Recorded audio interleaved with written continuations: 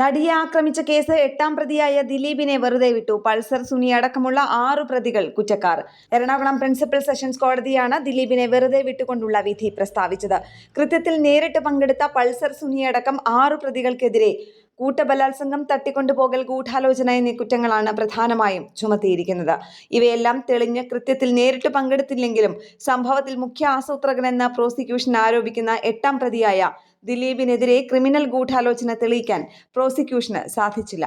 ഗൂഢാലോചനയിലടക്കം തെളിവില്ലെന്ന് ചൂണ്ടിക്കാട്ടിയാണ് കേസിൽ പ്രതിയായ ദിലീപിനെ കോടതി കുറ്റവിമുക്തനാക്കിയത്. പ്രതികളെ ഒളിവിൽ പോകാൻ സഹായിച്ച ചാർലിയെയും 10ാം പ്രതിയായ ശരത്തിനെയും വെറുതെ വിട്ടു. എറണാകുളം പ്രിൻസിപ്പൽ സെഷൻസ് കോടതി ജഡ്ജി ഹണി എം വർഗീസാണ് 6 വർഷം നീണ്ട വിചാരണ പൂർത്തിയാക്കി കേസിൽ വിധി പറഞ്ഞത്. കൃത്യത്തിൽ നേരിട്ട് പങ്കെടുത്ത 6 പ്രതികളടക്കം 10 പേരാണ് വിചാരണ നേരിട്ടത്. ആക്രമിക്കപ്പെട്ട നടിയോടുള്ള വ്യക്തിവിരോധത്തെ തുടർന്ന് കൊട്ടേഷൻ കൊടുത്തുവെന്നാണ് ദിലീപിനെതിരായ കേസ്. എന്നാൽ തന്നെ അപകീർത്തിപ്പെടുത്തിയതാണെന്നും പ്രോസിക്യൂഷൻ കെട്ടിച്ചമച്ച തെളിവുകളാണ് കോടതിയിൽ എത്തിയതെന്നുമായിരുന്നു ദിലീപിന്റെ വാദം. കേസിലെ വിചാരണക്കിടെ 28 സാക്ഷികളാണ് കൂറുമാറിയത്. 2017 ഫെബ്രുവരിയിലാണ് കൊച്ചിയിൽ ഓടിക്കൊണ്ടിരുന്ന വാഹനത്തിൽ നടി ക്രൂരമായി ആക്രമിക്കപ്പെടുന്നത്. 2017 ജൂലൈ 10-നാണ് കേസിൽ നടൻ ദിലീപ് പിടിയിലാകുന്നത്.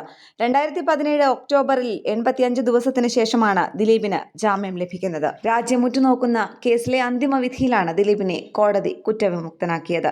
തനിക്ക് പിന്തുണ നൽകിയ എല്ലാവർക്കും നടൻ നന്ദി അറിയിച്ചു. ന്യൂസ് ഡെസ്ക് കേരള പ്രണാമം.